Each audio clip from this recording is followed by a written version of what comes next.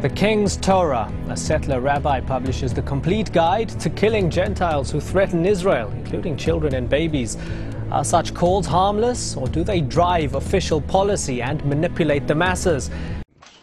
Actions that killed and injured women and children and men in their homes. Political people may say whatever they want. The problem is not political but religious. With a minute, people are becoming religiously fanatic. Reason is becoming irrelevant. They do it for religious purpose, fanatic. But former Israeli General Nehemiah Dagan, who for many years was in charge of army education, says mixing religion with military can be a dangerous mix. A common theme in religious Zionism, where serving in the army is a form of religious duty. It says in the Torah that we have to go to the army. By publishing a new book in which he appears to authorise the killing of non-Jews who are accused of posing a threat to Israel.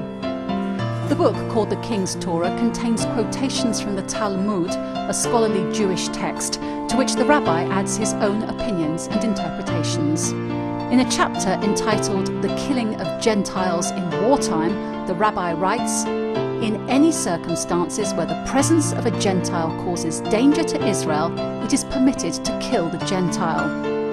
In addition, he says, in cases where there is a strong suspicion that someone will continue persecuting Jews, it is permissible to kill him, even if at this moment he is not actively persecuting. Months after Israel's offensive in Gaza, and the controversy continues, especially over the new role played by the army's rabbis, as seen here in a leaflet obtained by Breaking the Silence, distributed to combat soldiers in Gaza, which carry the logo of the military rabbinate. I will chase down my enemy and I will not return until he's destroyed, and so on.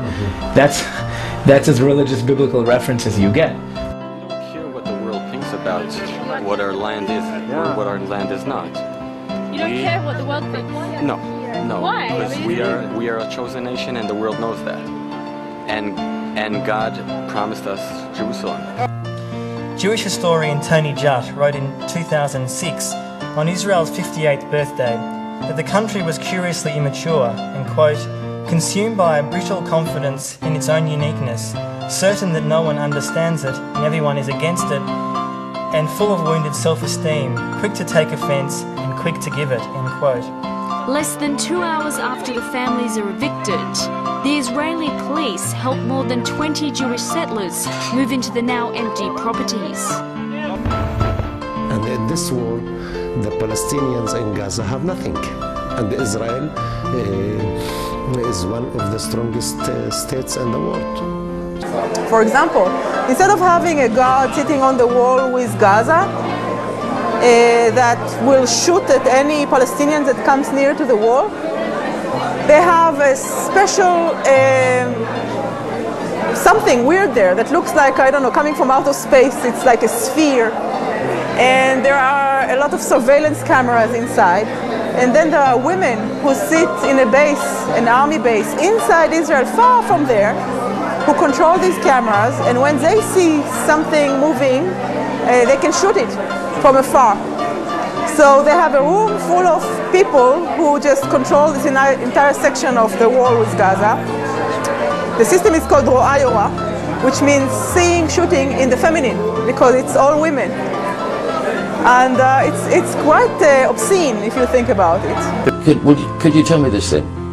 To us as outsiders, the David and Goliath situation that exists between you and the Palestinians, particularly in Gaza, they don't appear to have an economy. They don't appear to have a society. They don't even appear to have a way of life. And now, in the last couple of months, 80–90% of their homes are destroyed. They have no source of income. This is, I guess, why the world was shocked at the ferocity of your attack on Gaza.